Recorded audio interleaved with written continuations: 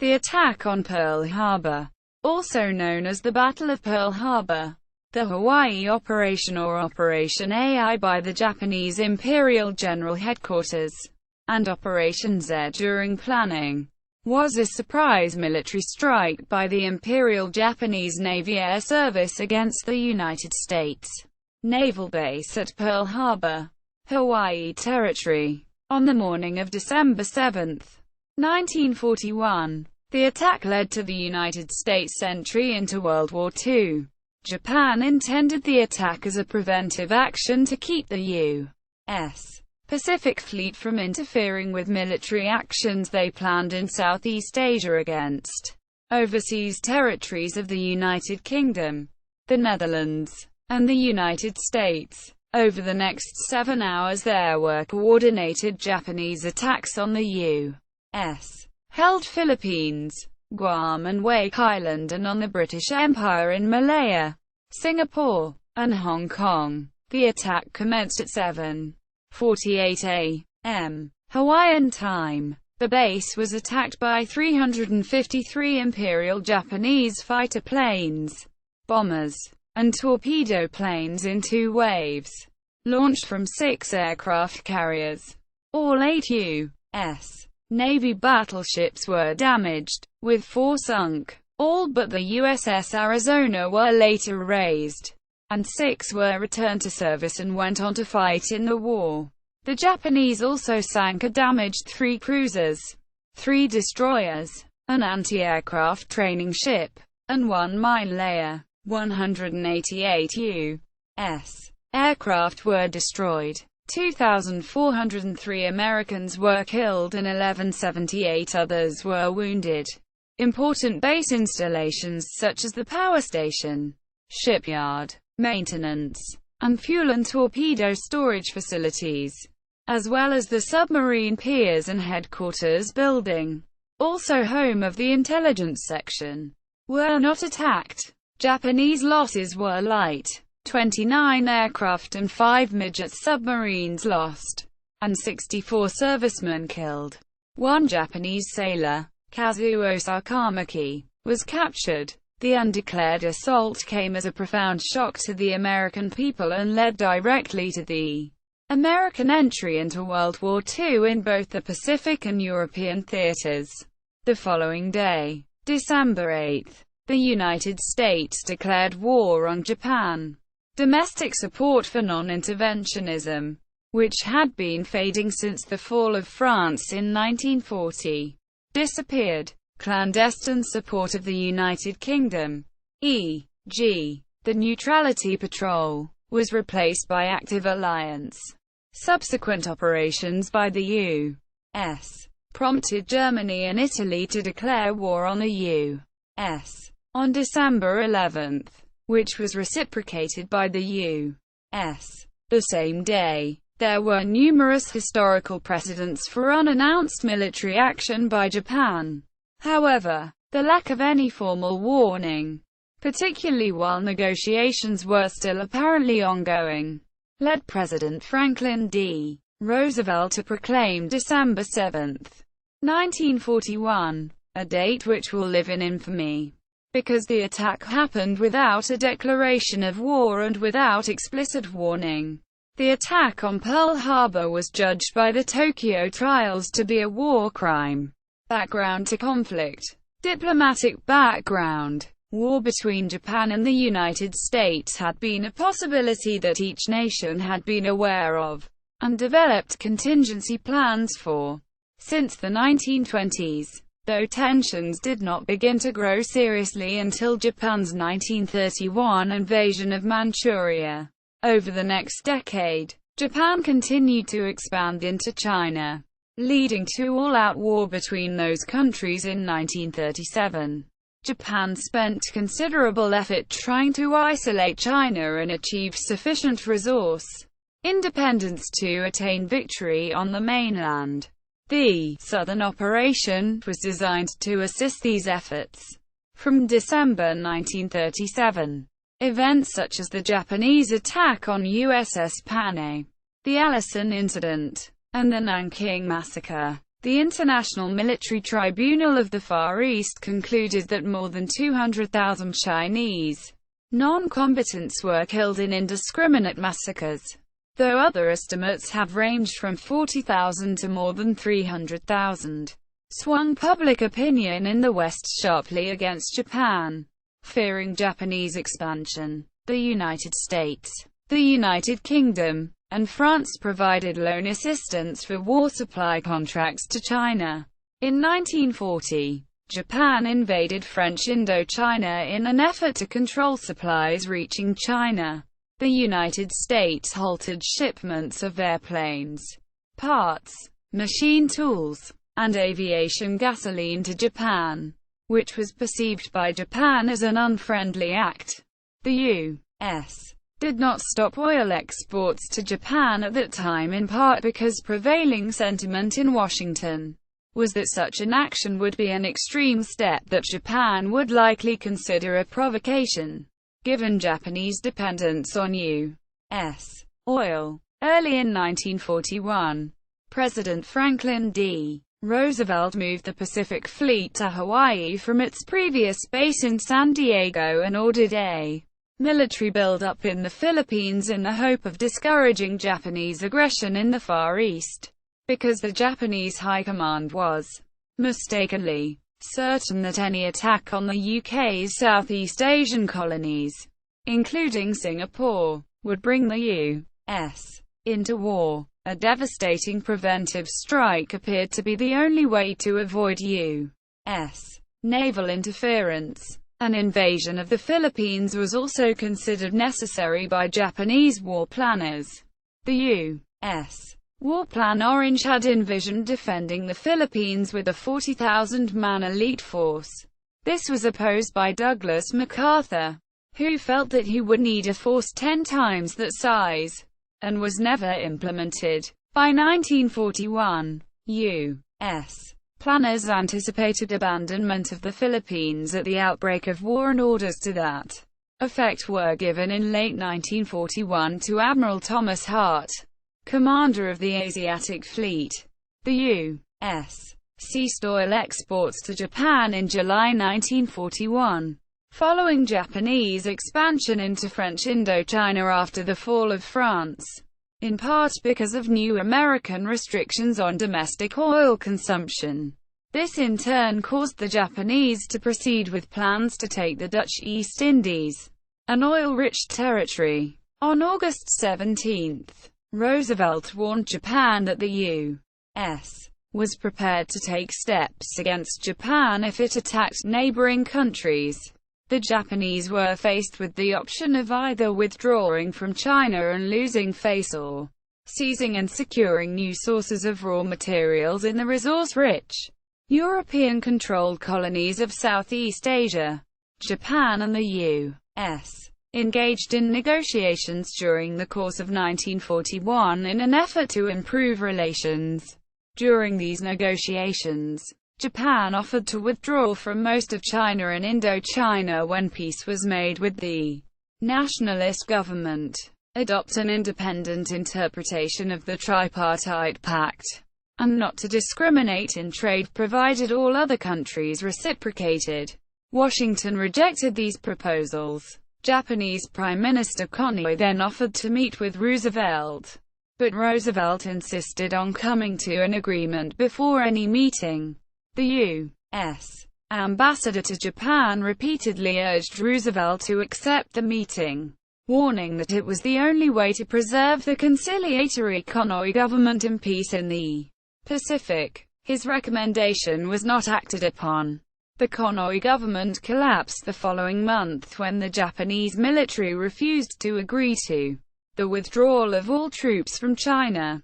Japan's final proposal, on November 20, offered to withdraw their forces from southern Indochina and not to launch any attacks in Southeast Asia provided that the U.S., the UK, and the Netherlands ceased aiding China and lifted their sanctions against Japan. The American counterproposal of November 26, November 27 in Japan. The Ha Note, required Japan to evacuate all of China without conditions and conclude non-aggression pacts with Pacific powers. However, the day before the Han note was delivered, on November 26, in Japan, the main Japanese attack fleet left port for Pearl Harbor. Military planning. Preliminary planning for an attack on Pearl Harbor to protect the move into the southern resource area. The Japanese term for the Dutch East Indies and Southeast Asia generally, had begun very early in 1941 under the auspices of Admiral Isoroku Yamamoto, then commanding Japan's combined fleet. He won assent to formal planning and training for an attack from the Imperial Japanese Navy General Staff only after much contention with naval headquarters, including a threat to resign his command. Full-scale planning was underway by early spring 1941, primarily by Rear Admiral Ryan Yusuke Kusaka, with assistance from Captain Minoru Genda and Yamamoto's Deputy Chief of Staff, Captain Kumito Kuroshima. The planners studied the 1940 British air attack on the Italian fleet at Taranto intensively over the next several months. Pilots trained, equipment was adapted, and intelligence collected. Despite these preparations, Emperor Hirohito did not approve the attack plan until November 5, after the third of four imperial conferences called to consider the matter. Final authorization was not given by the emperor until December 1, after a majority of Japanese leaders advised him the Han note would destroy the fruits of the China incident, endanger Manchukuo and undermine Japanese control of Korea. Quote, by late 1941, many observers believed that hostilities between the U.S. and Japan were imminent. A Gallup poll just before the attack on Pearl Harbor found that 52% of Americans expected war with Japan, 27% did not, and 21% had no opinion. While U.S. Pacific bases and facilities had been placed on alert on many occasions, U.S. officials doubted Pearl Harbor would be the first target. Instead, they expected the Philippines would be attacked first. This presumption was due to the threat that the air bases throughout the country and the naval base at Manila posed to sea lanes, as well as to the shipment of supplies to Japan from territory to the south. They also incorrectly believed that Japan was not capable of mounting more than one major naval operation at a time. Ever since the Japanese attack, there has been debate as to how and why the United States had been caught unaware, and how much and when American officials knew of Japanese plans and related topics. Military officers including Gen. Billy Mitchell had pointed out the vulnerability of Pearl to air attack. At least two naval war games, one in 1932 and another in 1936, proved that Pearl was vulnerable to such an attack. Admiral James Richardson was removed from command shortly after protesting President Roosevelt's decision to move the bulk of the Pacific Fleet to Pearl Harbor. The decisions of military and political leadership to ignore these warnings has contributed to conspiracy theories. Several writers, including journalist Robert Stinnett and former United States Rear Admiral Robert Alfred Theobald, have argued that various parties high in the U.S. and British governments knew of the attack in advance and may even have let it happen or encouraged it in order to force the U.S. into war via the so-called backdoor. However, this Pearl Harbor advance knowledge conspiracy theory is rejected by mainstream historians. Objectives. The Japanese attack had several major aims. First, it intended to destroy important American fleet units, thereby preventing the Pacific Fleet from interfering with Japanese conquest of the Dutch East Indies and Malaya, and to enable Japan to conquer Southeast Asia without interference. Second, it was hoped to buy time for Japan to consolidate its position and increase its naval strength before shipbuilding authorized by the 1940 Vinson-Walsh Act erased any chance of victory. Third, to deliver a blow to America's ability to mobilize its forces in the Pacific. Battleships were chosen as the main targets, since they were the prestige ships of any navy at the time. Finally, it was hoped that the attack would undermine American morale such that the U.S. government would drop its demands contrary to Japanese interests, and would seek a compromise peace with Japan. Striking the Pacific Fleet at anchor in Pearl Harbor carried two distinct disadvantages. The targeted ships would be in very shallow water, so it would be relatively easy to salvage and possibly repair them, and most of the crews would survive the attack, since many would be on shore leave or would be rescued from the harbor. A further important disadvantage, this of timing, unknown to the Japanese, was the absence from Pearl Harbor of all three of the U.S. Pacific Fleet's aircraft carriers, Enterprise, Lexington, and Saratoga. IJN top command was so imbued with Admiral Maine's decisive battle doctrine, especially that of destroying the maximum number of battleships, that, despite these concerns, Yamamoto decided to press ahead. Japanese confidence in their ability to achieve a short, victorious war also meant other targets in the harbor, especially the Navy Yard, oil tank farms, and submarine base, were ignored, since, by their thinking, the war would be over before the influence of these facilities would be felt. Approach and attack. On November 26, 1941, a Japanese task force, the striking force, of 6 aircraft carriers, Akagi, Kaga, Soryu, Hiryu, Shokaku, and Zuikaku, departed northern Japan en route to a position northwest of Hawaii, intending to launch its 408 aircraft to attack Pearl Harbor, 360 for the 2 attack waves and 48 on defensive combat air patrol, CAP, including 9 fighters from the first wave. The first wave was to be the primary attack, while the second wave was to attack carriers as its first objective and cruisers as its second, with battleships as the third target. The first wave carried most of the weapons to attack capital ships, mainly specially adapted Type 91 aerial torpedoes which were designed with an anti-roll mechanism and a rudder extension that let them operate in shallow water. The air crews were ordered to select the highest value targets, battleships and aircraft carriers, or, if these were not present, any other high-value ships, cruisers and destroyers. First wave dive bombers were to attack ground targets. Fighters were ordered to strafe and destroy as many parked aircraft as possible to ensure they did not get into the air to intercept the bombers.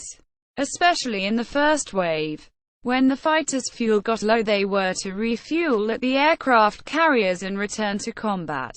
Fighters were to serve cap duties where needed, especially over U.S. airfields. Before the attack commenced, 2 reconnaissance aircraft launched from cruisers Chikima and Tone were sent to scout over Oahu and Maui and report on U.S. fleet composition and location. Reconnaissance aircraft flights risked alerting the U.S. and were not necessary. U.S. fleet composition and preparedness information in Pearl Harbor was already known due to the reports of the Japanese spy Takeo Yoshikawa. A report of the absence of the U.S. fleet in Lahaina anchorage off Maui was received from the fleet submarine I-72. Another 4 scout planes patrolled the area between the Japanese carrier force, the Kido Butai, and Nihao, to detect any counterattack. Submarines. Fleet submarines I-16, I-18, I-20, I-22, and I-24 each embarked a Type A midget submarine for transport to the waters off Oahu. The 5 I-boats left Kure Naval District on November 25, 1941. On December 6, they came to within 10 nautical miles, 19 kilometers, 12 miles, of the mouth of Pearl Harbor and launched their midget subs at about 01:00 on December 7. At 03:42 Hawaiian time, the Minesweeper Condor spotted a midget submarine periscope southwest of the Pearl Harbor entrance buoy and alerted the destroyer Ward. The midget may have entered Pearl Harbor. However, Ward sank another midget submarine at 06:37 in the first American shots in the Pacific Theater. A midget submarine on the north side of Ford Island missed the seaplane tender Curtis with her first torpedo and missed the attacking destroyer Monaghan with her other one before being sunk by Monaghan at 08:43. A third midget submarine, Ha-19, grounded twice, once outside the harbor entrance and again on the east side of Oahu, where it was captured on December 8. Ensign Kazuo Sakamaki swam ashore and was captured by Hawaii National Guard Corporal David Akui, becoming the first Japanese prisoner of war. A fourth had been damaged by a depth charge attack and was abandoned by its crew before it could fire its torpedoes. Japanese forces received a radio message from a midget submarine at 00:41 on December 8 claiming damage to one or more large warships inside Pearl Harbor. In 1992, 2000, and 2001, Hawaii Undersea Research Laboratory's submersibles found the wreck of the fifth midget submarine, lying in 3 parts outside Pearl Harbor. The wreck was in the debris field where much surplus U.S. equipment was dumped after the war, including vehicles and landing craft. Both of its torpedoes were missing. This correlates with reports of 2 torpedoes fired at the light cruiser St.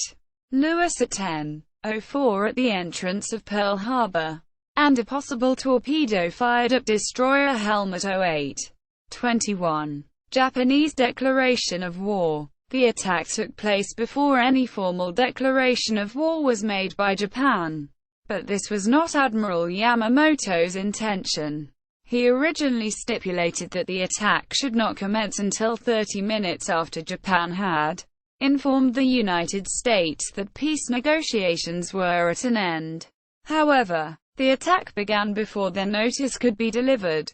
Tokyo transmitted the 5,000-word notification, commonly called the 14-part message, in 2 blocks to the Japanese embassy in Washington. But transcribing the message took too long for the Japanese ambassador to deliver it in time. In fact, U.S. code breakers had already deciphered and translated most of the message hours before he was scheduled to deliver it. The final part of the 14-part message is sometimes described as a declaration of war, while it was viewed by a number of senior U.S. government and military officials as a very strong indicator that negotiations were likely to be terminated and that war might break out at any moment. It neither declared war nor severed diplomatic relations. A declaration of war was printed on the front page of Japan's newspapers in the evening edition of December 8, but not delivered to the U.S. government until the day after the attack. For decades, conventional wisdom held that Japan attacked without any official warning of a break in relations, only because of accidents and bumbling that delayed the delivery of a document hinting at war to Washington. In 1999, however, Takeo Iguchi, a professor of law and international relations at International Christian University in Tokyo, discovered documents that pointed to a vigorous debate inside the government over how, and indeed whether, to notify Washington of Japan's intention to break off negotiations and start a war, including a December 7 entry in the war diary saying, "Our deceptive diplomacy is steadily proceeding towards success." Of this, Iguchi said, "The diary shows that the Army and Navy did not want to give any proper declaration of war. or indeed prior notice even of the termination of negotiations. And they clearly prevailed. Quote, first wave composition. The first attack wave of 183 planes was launched north of Oahu, led by Commander Mitsuo Fuchida. 6 planes failed to launch due to technical difficulties. It included, first group, targets, battleships and aircraft carriers, 49 Nakajima B-5N Cape bombers armed with 800 kilograms, 1,760 pounds, armor-piercing bombs, organized in 4 sections. 1 failed to launch. 40 B-5N bombers armed with Type 91 torpedoes, also in 4 sections. Second group, targets, Ford Island and Wheeler Field, 51 Aichi D-3A Val dive bombers armed with 550 pounds, 249 kilograms, general-purpose bombs. 3 failed to launch. Third group, targets, aircraft at Ford Island, Hickam Field, Wheeler Field, Barbers Point, Kaneohe, 43 Mitsubishi A6M0 fighters for air control and strafing. 2 failed to launch. As the first wave approached Oahu, it was detected by the U.S. Army-270 Seychelles Rupees radar at Opana Point near the island's northern tip. This post had been in training mode for months, but was not yet operational. The operators, Privates George Elliott Jr. and Joseph Lockhart, reported a target, but Lieutenant Kermit A. Tyler, a newly assigned officer at the thinly manned Intercept Center, presumed it was the scheduled arrival of 6 B-17 bombers from California. The Japanese planes were approaching from a direction very close, only a few degrees difference, to the bombers, and while the operators had never seen a formation as large on radar, they neglected to tell Tyler of its size. Tyler, for security reasons, could not tell the operators of the 6 B-17s that were due, even though it was widely known. As the first wave planes approached Oahu, they encountered and shot down several U.S. aircraft. At least one of these radioed a somewhat incoherent warning. Other warnings from ships off the harbor entrance were still being processed or awaiting confirmation when the attacking planes began bombing and strafing. Nevertheless, it is not clear any warnings would have had much effect even if they had been interpreted correctly and much more promptly.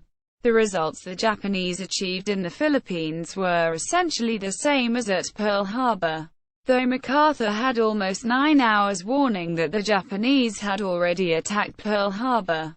The air portion of the attack began at 7:48 a.m. Hawaiian time, 3:18 a.m. December 8 Japanese Standard Time, as kept by ships of the Kido Butai. With the attack on Kaneohe, a total of 353 Japanese planes in 2 waves reached Oahu.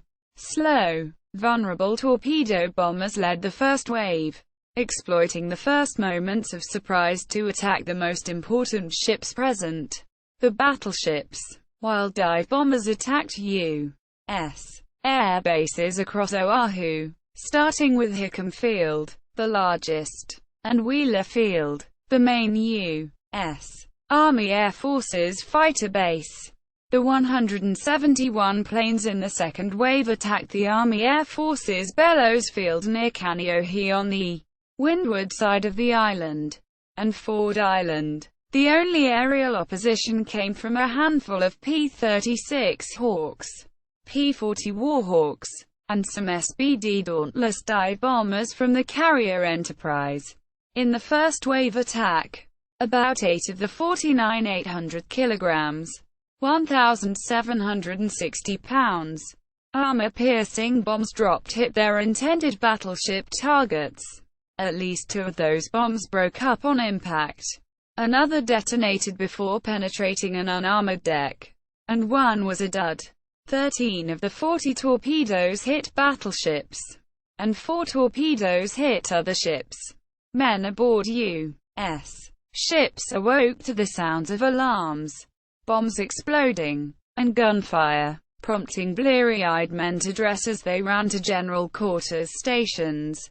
The famous message, "Air Raid Pearl Harbor, this is not drill," quote, was sent from the headquarters of Patrol Wing 2, the first senior Hawaiian command to respond. The defenders were very unprepared. Ammunition lockers were locked. Aircraft parked wingtip to wingtip in the open to prevent sabotage. Guns unmanned. None of the Navy's 5.38s. Only a quarter of its machine guns. And only 4 F-31 Army batteries got in action. Despite this low alert status, many American military personnel responded effectively during the attack. Ensign Joe Taussig, Jr., aboard Nevada, commanded the ship's anti-aircraft guns and was severely wounded, but continued to be on post. Lt. Commander F.J. Thomas commanded Nevada in the captain's absence and got her underway until the ship was grounded. At 9:10 a.m., one of the destroyers, Aylwin, got underway with only 4 officers aboard, all ensigns, none with more than a year's sea duty. She operated at sea for 36 hours before her commanding officer managed to get back aboard. Captain Mervyn Benyon, commanding West Virginia, led his men until he was cut down by fragments from a bomb which hit Tennessee. Moored alongside. Second wave composition. The second planned wave consisted of 171 planes, 54 B-5N, 81 D-3As, and 36 A-6Ms, commanded by Lieutenant Commander Shigekazu Shimazaki. 4 planes failed to launch because of technical difficulties. This wave and its targets comprised: First Group 54 B-5Ns armed with 550 pounds, 249 kilograms, and 132 pounds, 60 kilograms. General-purpose bombs 27 B-5Ns, aircraft and hangars on Kaneohe, Ford Island, and Barbers Point. 27 B-5Ns, hangars and aircraft on Hickam Field. Second group. Targets: aircraft carriers and cruisers. 78 D-3 is armed with 550 pounds, 249 kilograms. General-purpose bombs. In 4 sections. 3 aborted. Third group. Targets: aircraft at Ford Island, Hickam Field, Wheeler Field, Barbers Point, Kaneohe. 35 A-6Ms for defense and strafing. 1 aborted. The second wave was divided into 3 groups. 1 was tasked to attack Kaneohe. The rest Pearl Harbor proper. The separate sections arrived at the attack point almost simultaneously from several directions. American casualties and damages. 90 minutes after it began, the attack was over. 2,008 sailors were killed and 710 others wounded. 218 soldiers and airmen, who were part of the Army until the independent U.S. Air Force was formed in 1947, were killed and 364 wounded. 109 Marines were killed and 69 wounded, and 68 civilians were killed and 35 wounded. In total, 2,403 Americans died and 1,178 were wounded. 18 ships were sunk or run aground, including 5 battleships. All of the Americans killed or wounded during the attack were non-combatants. Given the fact there was no state of war when the attack occurred, of the American fatalities, nearly half were due to the explosion of Arizona's forward magazine after it was hit by a modified 40 cm, 16-in shell, already damaged by a torpedo and on fire amidships. Nevada attempted to exit the harbor. She was targeted by many Japanese bombers as she got underway and sustained more hits from 250 pounds 113 kilograms bombs, which started further fires. She was deliberately beached to avoid blocking the harbor entrance. California was hit by 2 bombs and 2 torpedoes. The crew might have kept her afloat, but were ordered to abandon ship just as they were raising power for the pumps. Burning oil from Arizona and West Virginia drifted down on her, and probably made the situation look worse than it was. The disarmed target ship Utah was holed twice by torpedoes. West Virginia was hit by 7 torpedoes, the 7th tearing away her rudder. Oklahoma was hit by 4 torpedoes, the last 2 above her belt armor, which caused her to capsize. Maryland was hit by 2 of the converted 40-centimeter shells, but neither caused serious damage. Although the Japanese concentrated on battleships, the largest vessels present, they did not ignore other targets. The light cruiser Helena was torpedoed, and the concussion from the blast capsized the neighboring Malaya Oglala. 2 destroyers in dry dock, Casson and Downs, were destroyed when bombs penetrated their fuel bunkers. The leaking fuel caught fire. Flooding the dry dock in an effort to fight fire made the burning oil rise, and both were burned out. Casson slipped from her keel blocks and rolled against Downs. The light cruiser Raleigh was holed by a torpedo. The light cruiser Honolulu was damaged, but remained in service. The repair vessel Vestal, moored alongside Arizona, was heavily damaged and beached. The seaplane tender Curtis was also damaged. The destroyer Shaw was badly damaged when 2 bombs penetrated her forward magazine. Of the 402 American aircraft in Hawaii, 188 were destroyed and 159 damaged, 155 of them on the ground. Almost none were actually ready to take off to defend the base. 8 Army Air Forces pilots managed to get airborne during the attack, and 6 were credited with downing at least 1 Japanese aircraft during the attack. 1st LT, Lewis M. Sanders.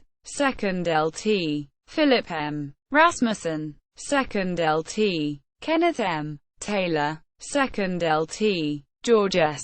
Welch. 2nd LT, Harry W. Brown. And 2nd LT, Gordon H. Sterling, Jr. Sterling was shot down by LT Fujita over Kaneohe Bay and is listed as body not recovered. Not missing in action. LT John L. Daines was killed by friendly fire returning from a victory over Kawa. Of 33 PBYs in Hawaii, 24 were destroyed, and 6 others damaged beyond repair. The 3 on patrol returned undamaged. Friendly fire brought down some U.S. planes on top of that, including 5 from an inbound flight from Enterprise. Japanese attacks on barracks killed additional personnel. At the time of the attack, 9 civilian aircraft were flying in the vicinity of Pearl Harbor. Of these, 3 were shot down. Japanese losses: 55 Japanese airmen and 9 submariners were killed in the attack, and 1 was captured. Of Japan's 414 available planes, 29 were lost during the battle, 9 in the first attack wave, 20 in the second, with another 74 damaged by anti-aircraft fire from the ground. Possible third wave. Several Japanese junior officers including Fukita and Genda urged Nagumo to carry out a third strike in order to destroy as much of Pearl Harbor's fuel and torpedo storage, maintenance, and dry dock facilities as possible. Genda, who had unsuccessfully advocated for invading Hawaii after the air attack, believed that without an invasion multiple strikes were necessary to disable the base as much as possible. The captains of the other 5 carriers in the task force reported they were willing and ready to carry out a third strike.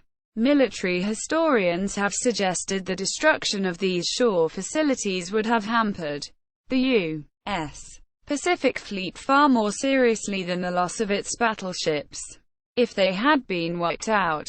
Serious American operations in the Pacific would have been postponed for more than a year. According to Admiral Chester Nimitz, later Commander-in-Chief of the Pacific Fleet, it would have prolonged the war another 2 years. Nagumo, however, decided to withdraw for several reasons. American anti-aircraft performance had improved considerably during the second strike, and 2/3 of Japan's losses were incurred during the second wave. Nagumo felt if he launched a third strike, he would be risking 3/4 of the combined fleet's strength to wipe out the remaining targets, which included the facilities, while suffering higher aircraft losses. The location of the American carriers remained unknown. In addition, the admiral was concerned his force was now within range of American land-based bombers. Nagumo was uncertain whether the U.S. had enough surviving planes remaining on Hawaii to launch an attack against his carriers. A third wave would have required substantial preparation and turnaround time, and would have meant returning planes would have had to land at night.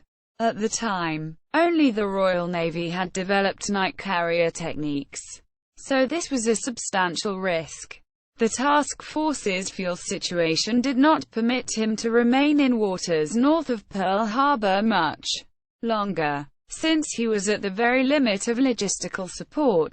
Tadeusz risked running unacceptably low on fuel, perhaps even having to abandon destroyers en route home. He believed the second strike had essentially satisfied the main objective of his mission, the neutralization of the Pacific Fleet, and did not wish to risk further losses. Moreover, it was Japanese Navy practice to prefer the conservation of strength over the total destruction of the enemy. At a conference aboard Yamato the following morning, Yamamoto initially supported Nagumo. In retrospect, sparing the vital dockyards, maintenance shops, and oil depots meant the U.S. could respond relatively quickly to Japanese activities in the Pacific. Yamamoto later regretted Nagumo's decision to withdraw and categorically stated it had been a great mistake not to order a third strike. Ships lost or damaged. 16 ships were damaged or lost in the attack. However, 13 were ultimately repaired and returned to service. Battleships. Arizona. RADM Kidd's flagship of Battleship Division 1. Hit by 4 armor-piercing bombs. Exploded. Total loss: 1177 dead. Oklahoma. Hit by 5 torpedoes. Capsized. Total loss: 429 dead. West Virginia. Hit by 2 bombs. 7 torpedoes. Sunk. Returned to service July 1944. 106 dead. California. Hit by 2 bombs. 2 torpedoes. Sunk. Returned to service January 1944. 100 dead. Nevada. Hit by 6 bombs. 1 torpedo. Beached. Returned to service October 1942. 60 dead. Pennsylvania. ADM Kimmel's flagship of the United States Pacific Fleet. In dry dock with Casson and Downs. Hit by 1 bomb and debris from USS Casson. Remained in service. 9 dead. Tennessee. Hit by 2 bombs. Returned to service February 1942. 5 dead. Maryland. Hit by 2 bombs. Returned to service February 1942.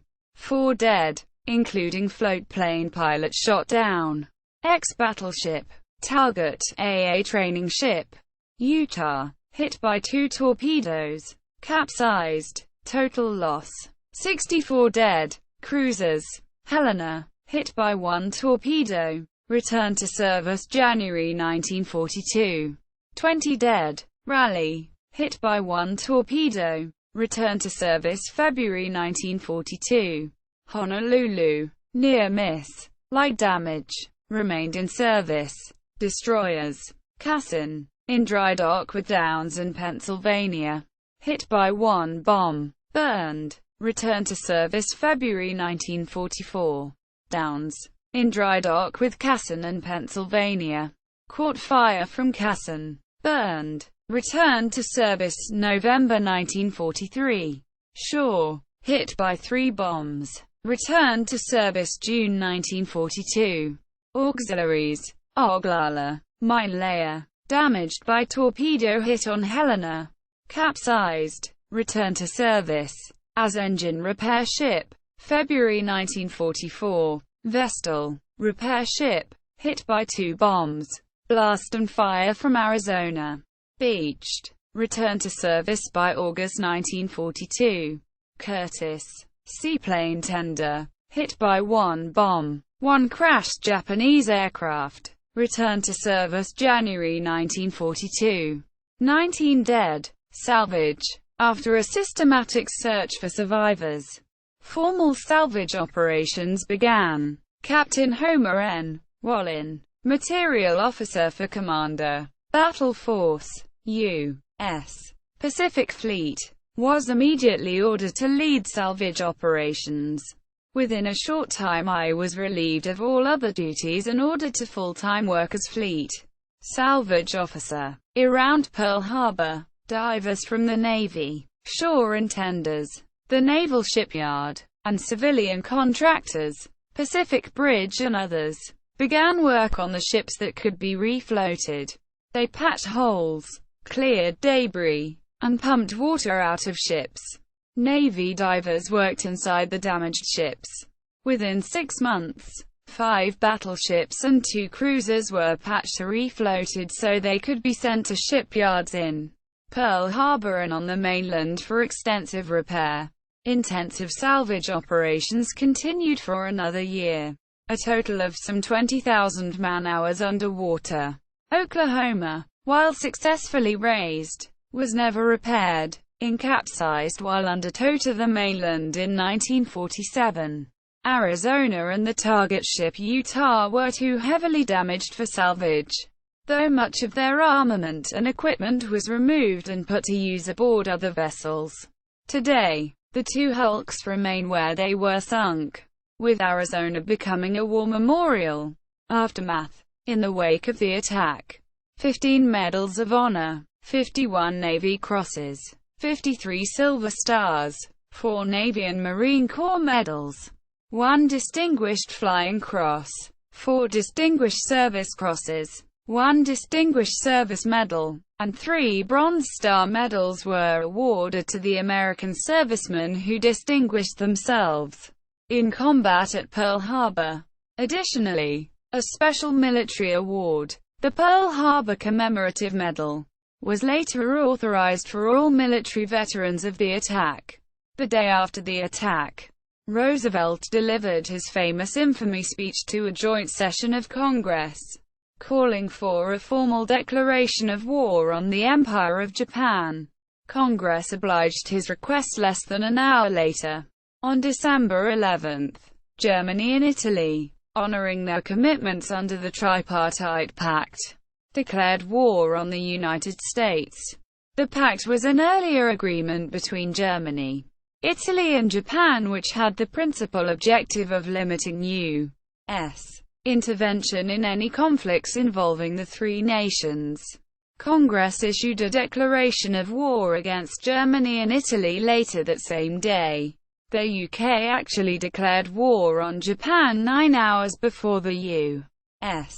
did, partially due to Japanese attacks on Malaya, Singapore and Hong Kong, and partially due to Winston Churchill's promise to declare war within the hour of a Japanese attack on the United States. The attack was an initial shock to all the Allies in the Pacific Theater. Further losses compounded the alarming setback. Japan attacked the Philippines hours later. Because of the time difference, it was December 8 in the Philippines.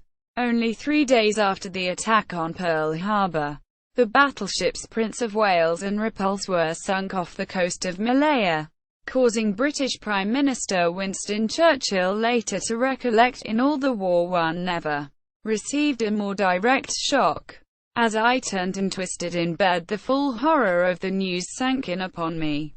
There were no British or American capital ships in the Indian Ocean or the Pacific except the American survivors of Pearl Harbor who were hastening back to California. Over this vast expanse of waters, Japan was supreme and we everywhere were weak and naked. Throughout the war, Pearl Harbor was frequently used in American propaganda. One further consequence of the attack on Pearl Harbor and its aftermath, notably the Niihau incident, was that Japanese American residents and citizens were relocated to nearby Japanese American internment camps. Within hours of the attack, hundreds of Japanese American leaders were rounded up and brought to high-security camps such as Sand Island at the mouth of Honolulu Harbor and Kilauea military camp on the island of Hawaii.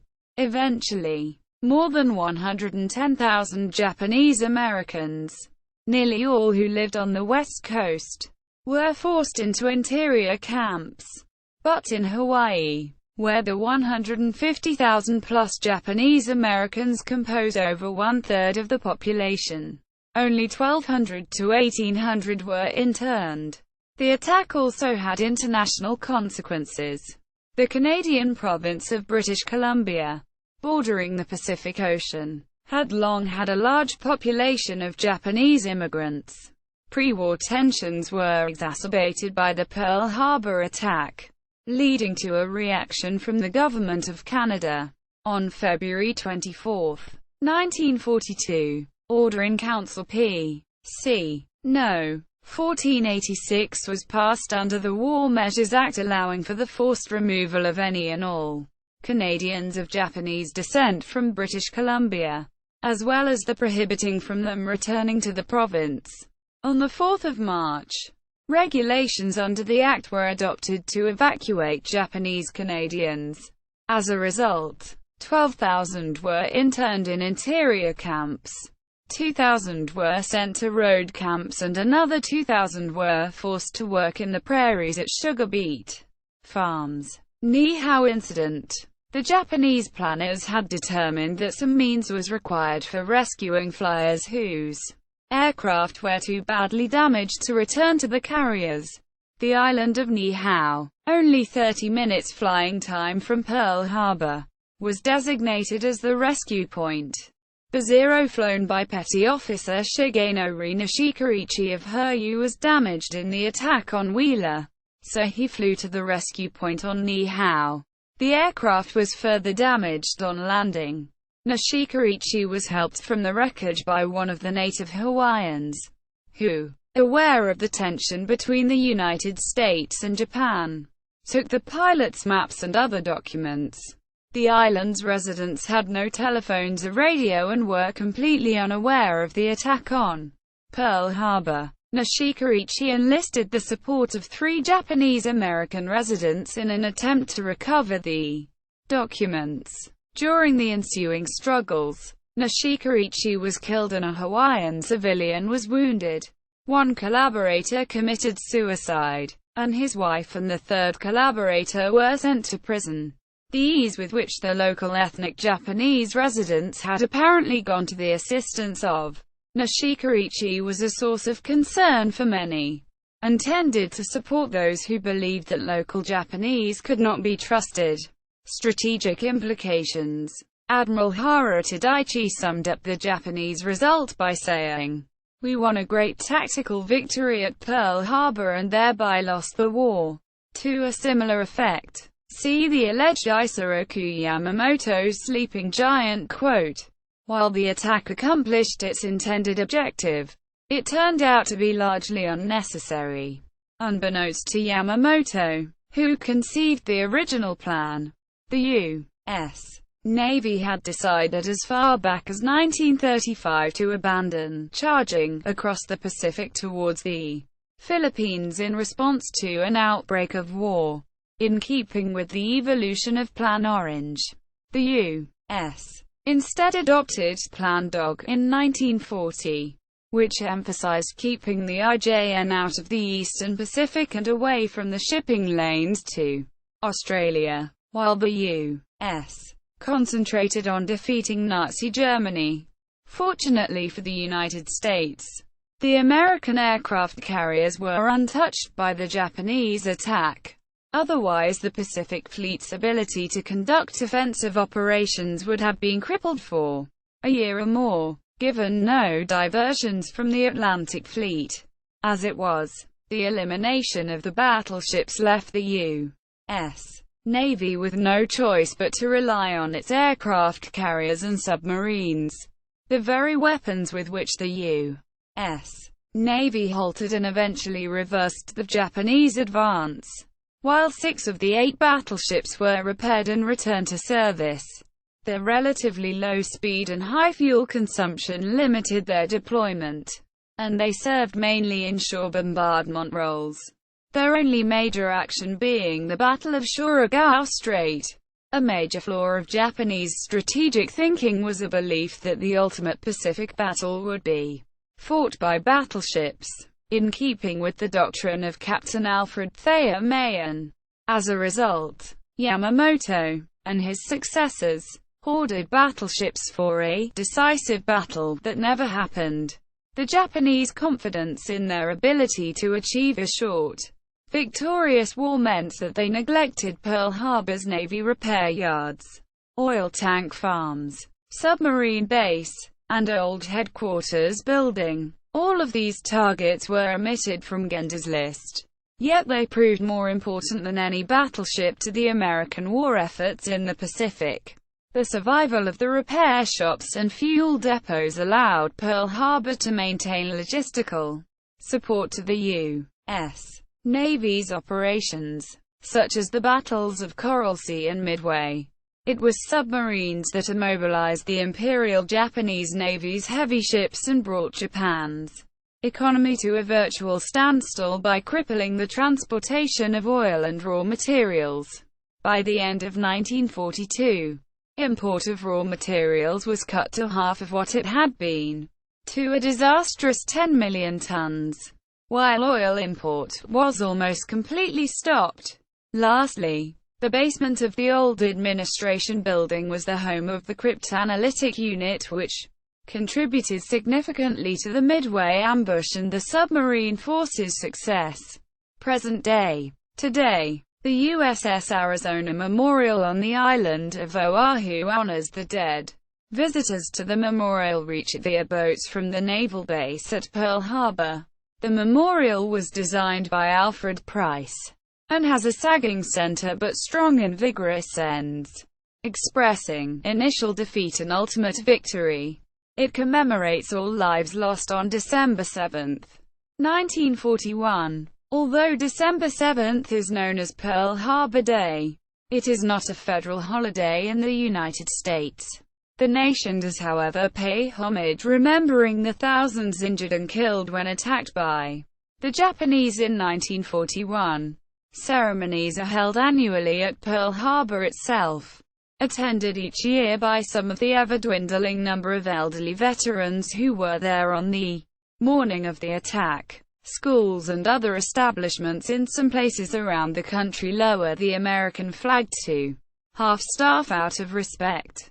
The naval vessel where the war ended on September 2, 1945, the last U.S. Navy battleship ever built, USS Missouri, is now a museum ship moored in Pearl Harbor, with its bow barely 1,000 feet, 300 meters, southwest of the Arizona Memorial.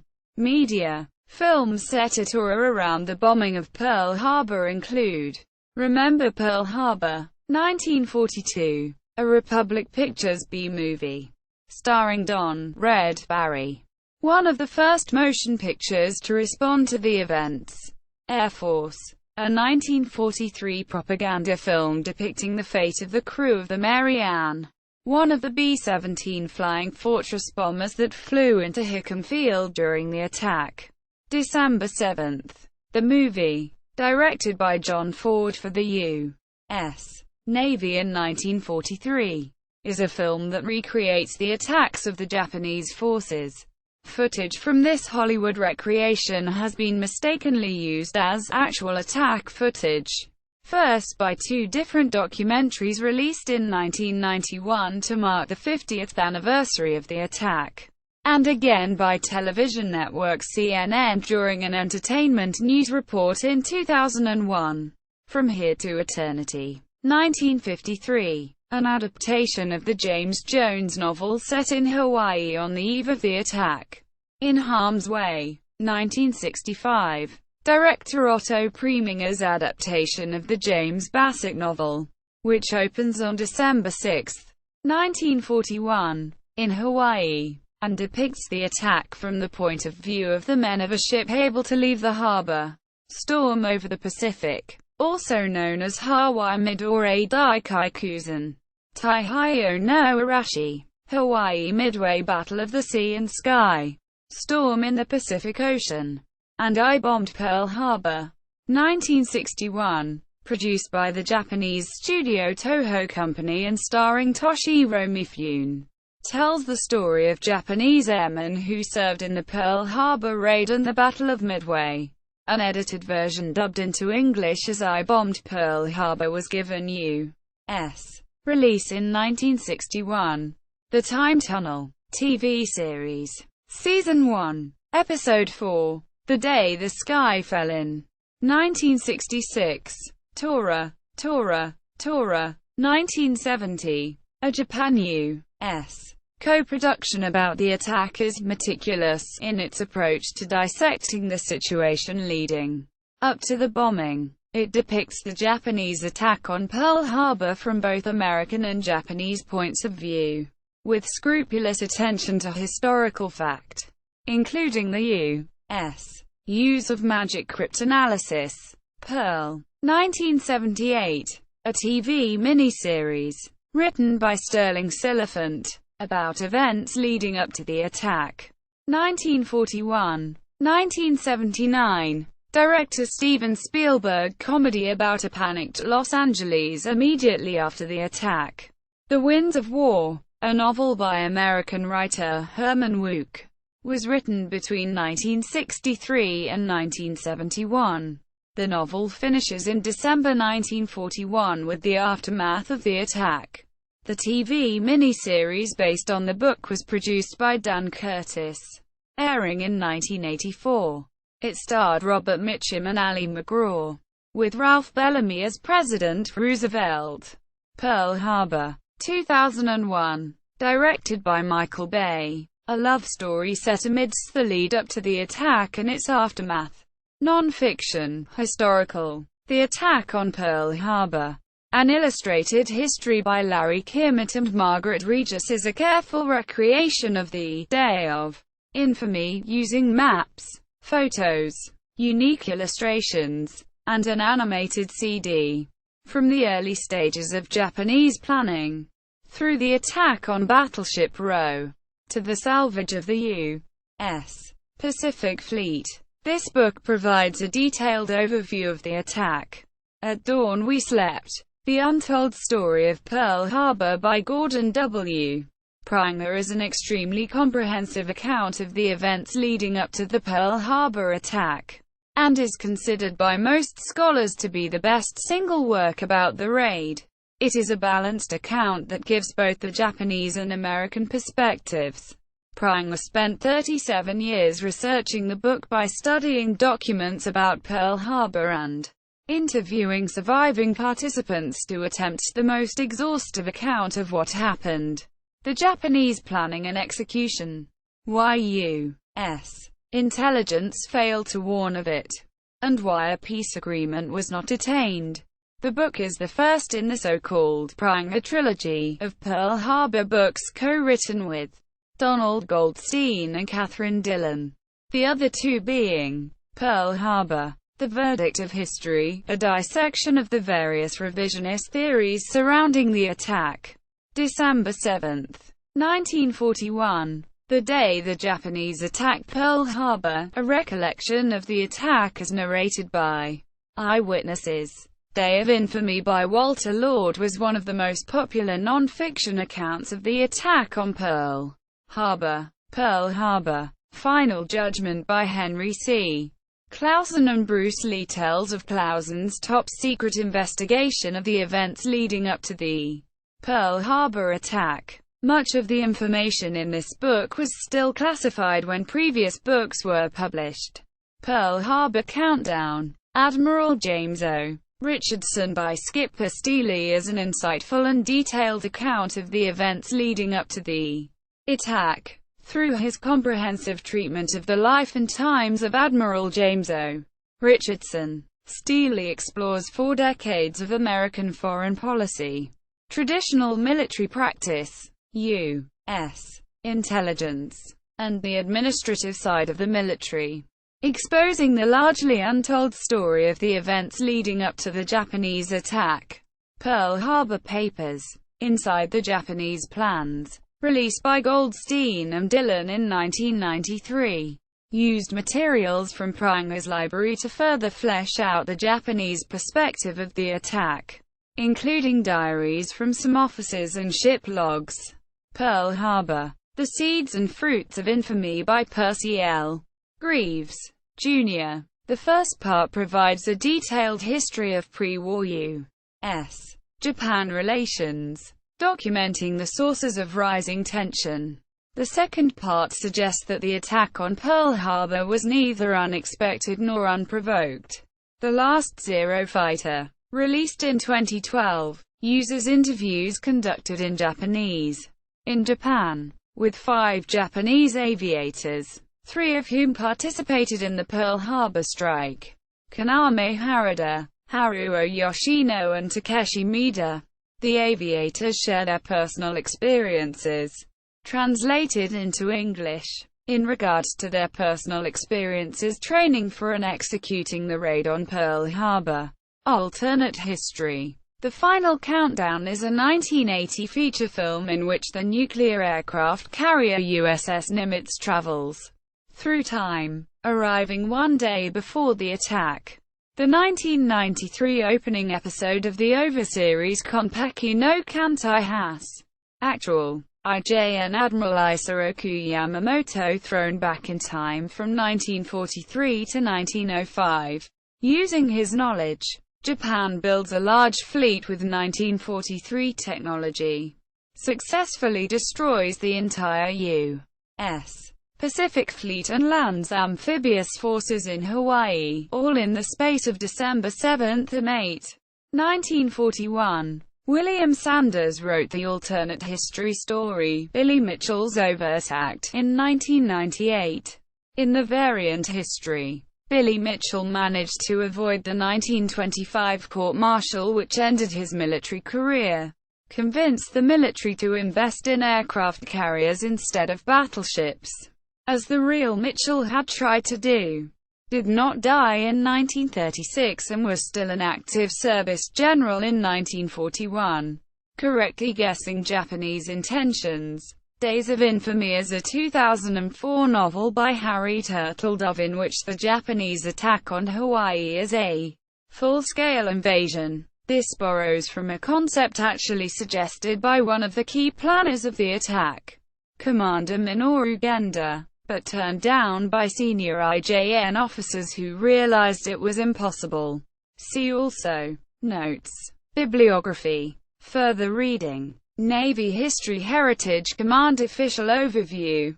History. Com account with video. About Education account. Remembering Pearl Harbor. The USS Arizona Memorial. A National Park Service teaching with historic places. TWHP. Lesson Plan. Hawaii War Records Depository. Archives and Manuscripts Department. University of Hawaii at Manoa Library. 7 December 1941. The Air Force Story. The Magic Background. PDFs are readable online. The Congressional Investigation. Accounts. Guarding the United States and its Outposts.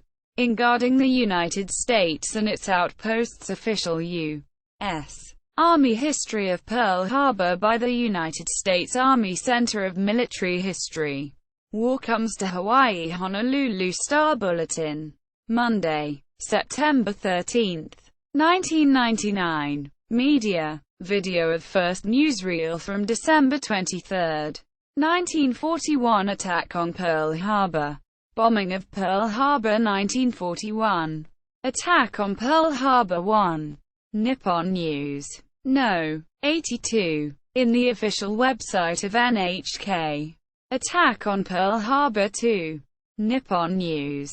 No. 84. In the official website of NHK. Historic footage of Pearl Harbor during and immediately following attack on December 7, 1941. Historic documents. WW2DB. U.S. Navy report of Japanese raid on Pearl Harbor. Second World War. USA declaration of war on Japan. Collection of extensive Japanese preparation military documents.